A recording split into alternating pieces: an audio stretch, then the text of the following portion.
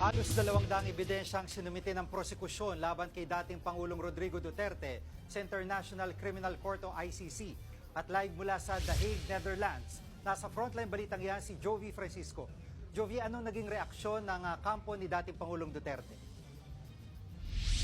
Sige, base na rin yan sa utos ng ICC na dapat ay i-share o ipakita at ihayag ng prosecution panel sa defense team ni dating Pangulong Rodrigo Duterte ang mga listahan o tala ng kailang ebidensya.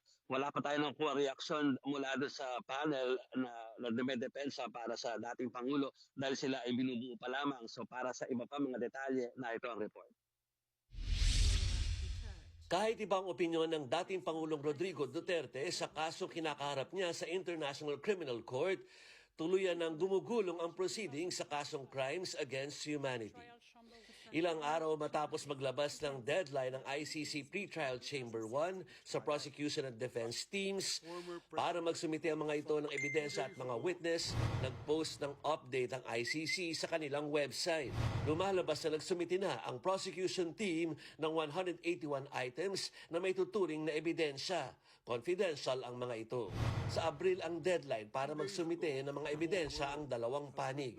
Nagbigay naman ng update si Vice President Sara Duterte sa binubuo niyang legal team.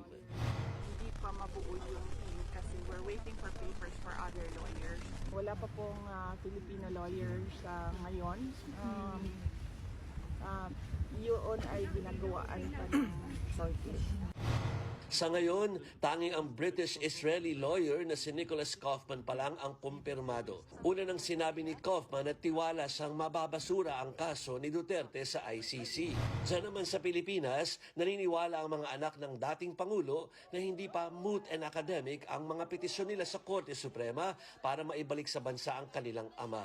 Pero ayon kay ICC accredited lawyer at isa sa mga abogado ng mga biktima ng drug war na si Attorney Gilbert Andres, huli na ang lahat, lalo't naideklara na ng ICC na nasa kustodiya na nila si Duterte.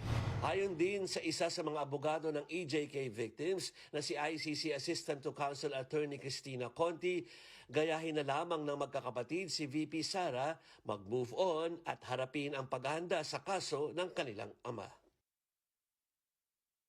Gigi, naantabayan natin dito sa The Hague si Vice President Sara Duterte upang tanungin lalo't may mga balita nga dyan sa Maynila tungkol sa pagsasaman or gustong pagsaman sa kanya dyan ng Congress tungkol doon sa impeachment. Pero sinabi na rin sa atin sa kanya mga pahayag dito sa The Hague ng Vice Presidente na siya ay nanatili rito dahil hindi pa nga buo yung legal team ng kanyang ama at kailangan muna niya itong buuin para ma-endorso sa kanyang mga kapatid. Gigi.